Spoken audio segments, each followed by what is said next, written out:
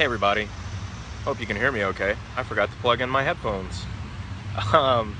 Welcome to another episode of Eat Me, the weekday podcast thingy video stream for the Cult of Copy and our marketing mind control goodies.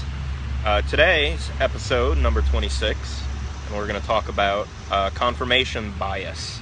Confirmation bias is the tendency that people have to believe things that they already, like, it's hard to state. It's basically you tend to be drawn to and accept information that already complies with what you believe. So in other words, if it confirms beliefs that you already have, you're more likely to believe that it's true. Now, the trick with confirmation bias is you can use it in a variety of ways in marketing. I'm going to tell you about 3 of them real quick here. Because I've discovered that if I want to keep these videos short, don't use a tripod. Hold the camera, because you get tired of holding it and you wrap it up faster. It's good for both of us, really.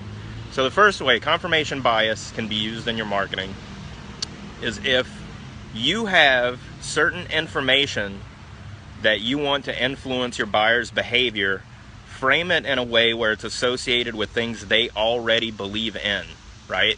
So if they have certain beliefs and biases about the market that you operate in, frame your information in a way that confirms that. It confirms their fears, maybe. It confirms their positive beliefs too. But if you frame your information in that way, you will be able to influence their decision making, because they will be more likely to accept that information as true.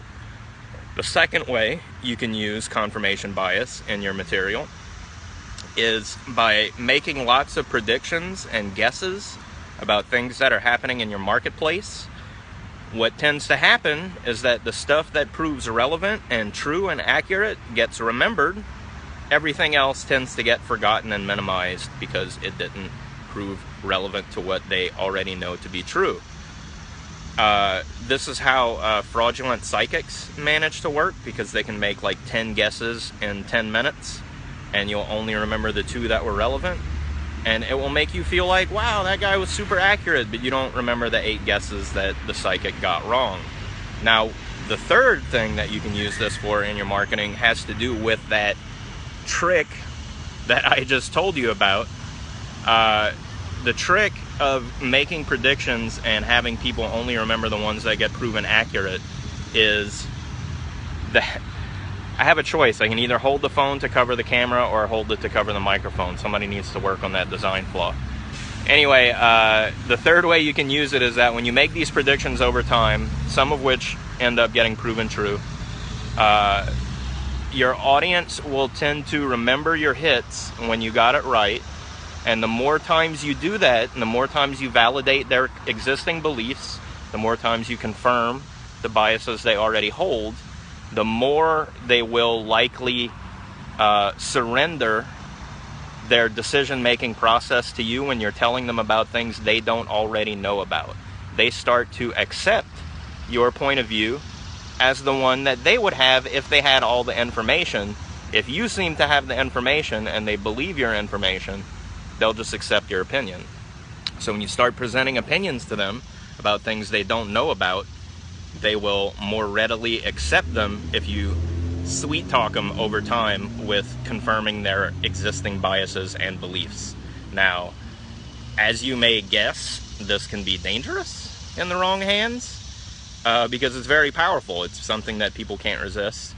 They tend to not want to research and dispel things that may not be true if they confirm biases that they already believe. We see this rampant in the 2016 U.S. presidential election. As an example, no, I don't want to talk about it. I'm going to have to start putting that disclaimer on everything I talk about, because it seems these days if you mention persuasion in any way, someone wants to bring up the election. But we're not talking about that. We don't need to talk about that right now. Confirmation bias, 3 ways to use it. The first is to frame your information and attach it to beliefs that your audience already has. The second is to make predictions and guesses about things going on in your marketplace so that your audience will only remember the ones you got correct. And then the third way is that the more you do that, the more they will pick up your point of view and adopt it as their own, especially when you're talking about information that they don't currently know about. If they trust you to make their opinion for them, they will let you.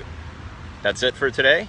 You can join me, Colin Terrio, host of the Eat Me live streaming broadcast. You can join me here in the PR page every weekday, noon Eastern, right around lunch. Go have some lunch, enjoy it, and I'll see you tomorrow, same time, same channel. Thanks for watching. If you like it, click follow or subscribe or like the page. That way it'll tell you when I do a new one, or just show up when I told you, because that's when I do new ones. Bye. Thank you.